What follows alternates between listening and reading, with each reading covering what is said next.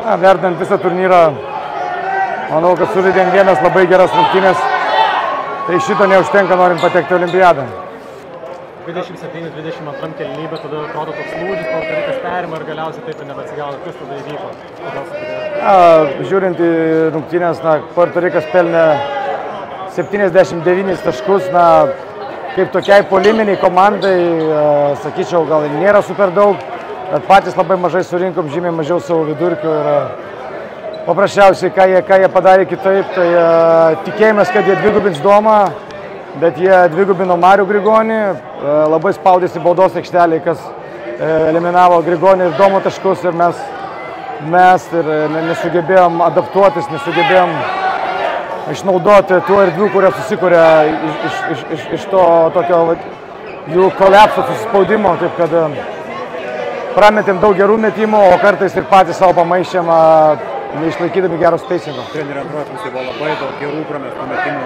Ar yra paaiškinimas, dėl ko taip galima būti? Manau, kad ir nuovargis rungtynių įtampa, gal net įtampa rungtynių šiek tiek. Bandėm kabintis į rungtynės, buvom šalia jų, bet dėja nepavyko.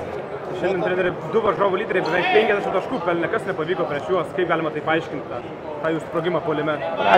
Pradžioje bandėm taikyti pasyvesnį gynybą, ypatingai pick and roll situacijose ir ypatingai metant tų žaidėjus savo geriausius gynėjus, bet tas nepasiteisino.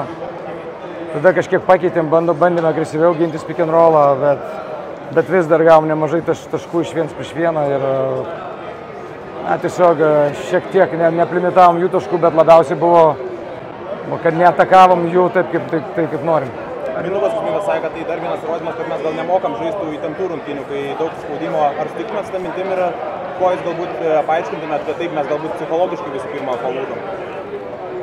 Kažkiek supanikavom, palūžom. Tikrai sužaidėm ne pačias geriausias rungtynės, priėmėm ne pačius geriausius sprendimus.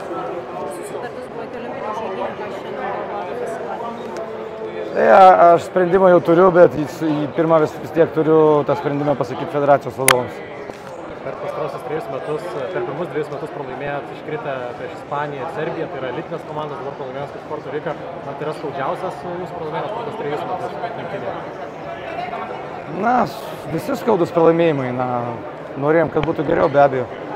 Marius Grigonis daug kalbėjo apie Lietuvos gal net krepšinio krypties keitimą rinktinės, taip pat ką jūs manote, ar nereikia rinktinį kažkiek keisti iš esmės savo braižą ir labiau derintis prie šiuolaikinių tendencijų? Nesupratau, apie ką Marius kalbėjo, tai negaliu paaiškinti.